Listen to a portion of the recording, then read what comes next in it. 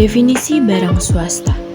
Barang-barang swasta yaitu barang yang dapat disediakan melalui sistem pasar, dapat menyebabkan alokasi sumber-sumber ekonomi secara efisien. Dalam bab ini akan dibahas mengenai efisiensi alokasi sumber-sumber ekonomi dalam perekonomian yang menggunakan sistem pasar tanpa adanya campur tangan pemerintah. Teori barang swasta atau private goods adalah teori ekonomi yang dapat menjelaskan sifat barang yang dapat dinikmati oleh satu individu tanpa mengganggu kemampuan orang lain untuk menikmati barang yang sama. Konsumsi satu unit barang swasta oleh satu orang mengurangi kemampuan orang lain untuk mengkonsumsi unit barang tersebut. Produsen barang swasta dapat mencegah orang yang tidak membayar untuk menikmati barang tersebut.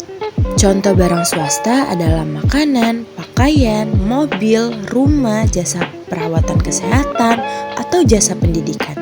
Berbeda dengan barang publik yang dapat dinikmati orang lain tanpa membayar. Barang swasta adalah barang yang umumnya disediakan oleh pasar dan memiliki dua ciri utama. Yang pertama, rivalitas. Artinya, kalau satu orang menggunakan barang itu, maka orang lain tidak bisa menggunakannya secara bersamaan. Contohnya, seseorang yang mengambil barang terakhir di rak toko. Yang kedua, eksklusivitas. Artinya, hanya mereka yang membayar yang bisa menikmati barang tersebut. Contohnya, mesin tiket otomatis atau gate stasiun MRT. Dengan dua ciri ini, barang swasta biasanya diperdagangkan secara bebas di pasar tanpa banyak campur tangan pemerintah. Tapi, apakah pemerintah tidak punya peran sama sekali? Jawabannya, tetap punya ya. Pemerintah bisa ikut campur dalam beberapa hal penting seperti mengatur harga, terutama ketika ada monopoli yang membuat harga jadi tidak wajar. Lalu, memberi subsidi. Misalnya, untuk pendidikan dasar agar bisa dijangkau semua kalangan dan menjamin kualitas produk seperti makanan dan obat-obatan supaya aman untuk masyarakat. Peran pemerintah ini penting untuk memastikan bahwa barang dan jasa yang beredar tetap adil, terjangkau, dan aman. Baiklah, selanjutnya efisiensi konsumen. Efisiensi konsumen merupakan kondisi di mana seorang konsumen memaksimalkan kepuasan atau utilitas dari pengeluaran yang dilakukan dengan keterbatasan pendapatan yang dimilikinya. Ini berarti konsumen mengalokasikan pendapatannya secara optimal di antara berbagai barang dan jasa. Lalu, karakteristik efisiensi konsumen. Yang pertama ada utilitas maksimum. Konsumen memperoleh kombinasi barang dan jasa yang memberikan tingkat kepuasan tertinggi. Yang kedua, terbatas oleh pendapatan, yaitu keputusan pembelian dibatasi oleh jumlah uang yang dimilikinya. Yang ketiga, ada harga barang. Harga menentukan seberapa banyak konsumen mampu membeli suatu barang. Lalu, ciri-ciri efisiensi konsumen terpenuhi. Ciri yang pertama, konsumen tidak bisa lagi meningkatkan total kepuasan dengan mengubah pola konsumsi. Dan ciri yang kedua, setiap rupiah yang dibelanjakan memberikan kepuasan yang sama, tak peduli barang apa yang dikonsumsi. Selanjutnya, faktor yang mempengaruhi efisiensi konsumen, yaitu ada 4. Yang pertama, pendapatan konsumen. Yang kedua, harga barang dan jasa. Yang ketiga, preferensi dan selera. Dan yang keempat, informasi pasar.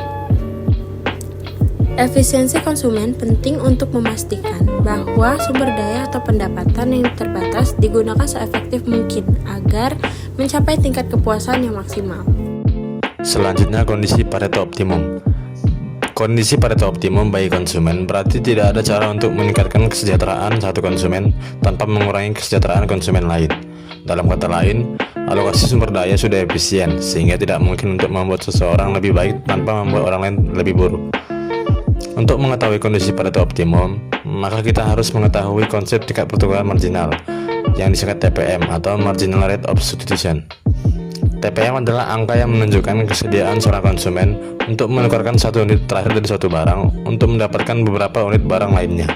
Selanjutnya, saya akan membahas mengenai efisiensi produsen. Nah, di sini kita misalkan seorang produsen itu memiliki dua input utama, yaitu tanah dan tenaga kerja. Karena produsen tersebut memiliki modal yang terbatas, maka kita harus memilih kombinasi input yang tepat dan efisien agar bisa menghasilkan output yang maksimal. Lalu di sini ada kurva produksi sama atau KPS yang menunjukkan berbagai kombinasi tanah dan tenaga kerja yang bisa menghasilkan jumlah output yang sama. Misalnya 3 pekerja dan 2 hektar tanah atau 4 pekerja dan 1 hektar tanah. Meskipun kombinasinya berbeda, keduanya bisa saja menghasilkan output yang sama. Tapi produsen itu tetap tidak bisa memilih kombinasi sembarangan. Kenapa? Karena ada batasan anggaran. Di sini produsen menggunakan kurva anggaran untuk menunjukkan sejauh mana produsen mampu membeli kombinasi input tersebut. Nah, maka dari itu efisiensi produsen itu terjadi ketika kurva anggaran menyinggung kurva KPS. Di titik itu seluruh sumber daya digunakan secara efisien dan output yang dihasilkan maksimal sesuai dengan anggaran yang ada. Lalu, apa yang terjadi jika harga input berubah?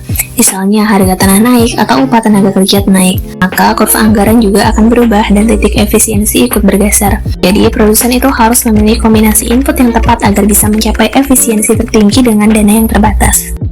Yang terakhir yaitu kriteria kompensasi. Kriteria kompensasi digunakan untuk mengevaluasi apakah suatu perubahan alokasi sumber daya meningkatkan kesejahteraan. Kaldor-Hicks menyatakan bahwa perubahan dianggap baik jika pihak yang diuntungkan bisa mengompensasi pihak yang dirugikan. Namun, Skitovsky menyoroti bahwa hal ini bisa menimbulkan ketidakkonsistenan, terutama jika hasil perbandingan antara alokasi tidak logis.